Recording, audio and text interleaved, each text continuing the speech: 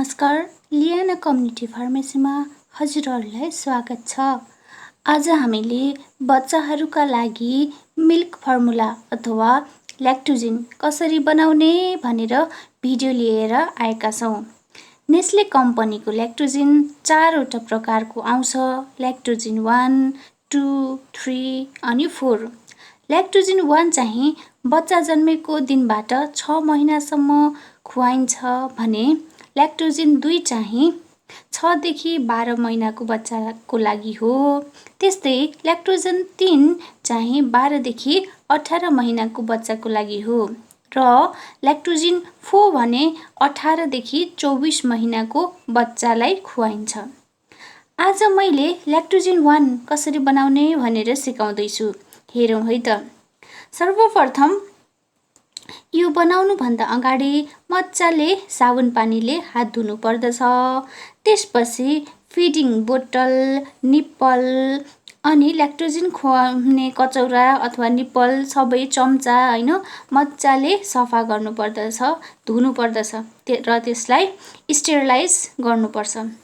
यदि हजुरहरूसँग स्टेरिलाइजर छ भने स्टेरिलाइजरमा स्टेरिलाइज गर्नुपर्दछ। यदि छैन भने तातो पानी तताएर बोतल चम्चा पानीले 5 मिनेटसम्म उमाल्नुपर्छ ताकि त्यसमा भएको कीटाणु नष्ट होस्। त्यसपछि त्यसलाई सेलाउन छोड्नुपर्छ। त्यसपछि ल्याक्टोजिन बनाउने पानी तताउनुपर्छ 5 मिनेटसम्म ताकि त्यो मजाले उम्लियोस्। यसरी मजाले उमाल्यो भने त्यसमा भएको कीटाणुहरू नष्ट हुन्छन्। अब पानीलाई मनतातो नहुँदासम्म सेलाउन छोड्नुपर्छ 30 मिनेट जति। अब हाम्रो पानी पनि रेडी भयो अनि बोतल पनि रेडी छ। अब बोतलमा पानी हाल्नुपर्छ। पानी कति हाल्ने भन्ने कुरा ल्याक्टोजिनको पछाडि कभरमा लेखेको हुन्छ। म त्यो पछि भन्छु।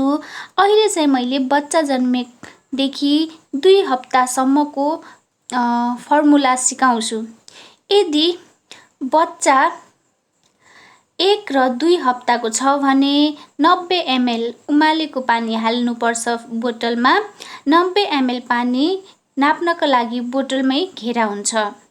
त्यसपछि 1 र 2 हप्ताको बच्चाका लागि 3 स्कुप ल्याक्टोजिन पाउडर राख्ने बोतलमा। स्कुप अथवा चम्चा चाहिँ ल्याक्टोजिनको प्याकेटमै भएको मात्र प्रयोग गर्नुपर्दछ।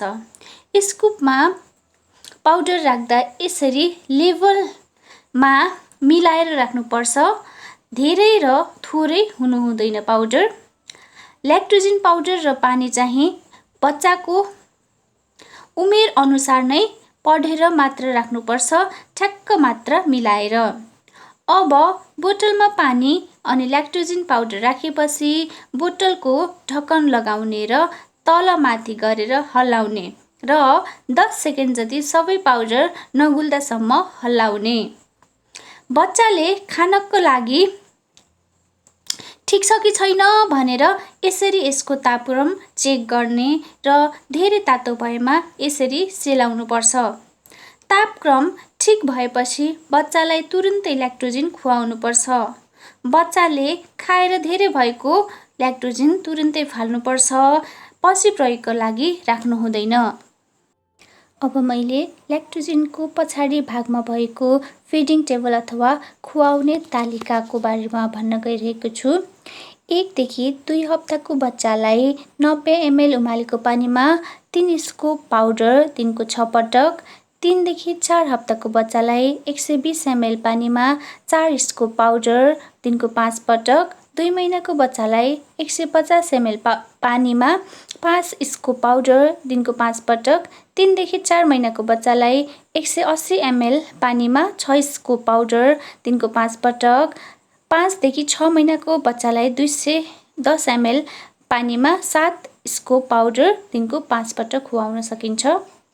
ल्याक्टोजिन सम्बन्धी अरू कुनै प्रश्न भएमा तल कमेन्ट गर्न सक्नुहुनेछ र अन्त्यमा हाम्रो च्यानललाई लाइक, सब्स्क्राइब गर्न नबिर्सिनुहोला। धन्यवाद।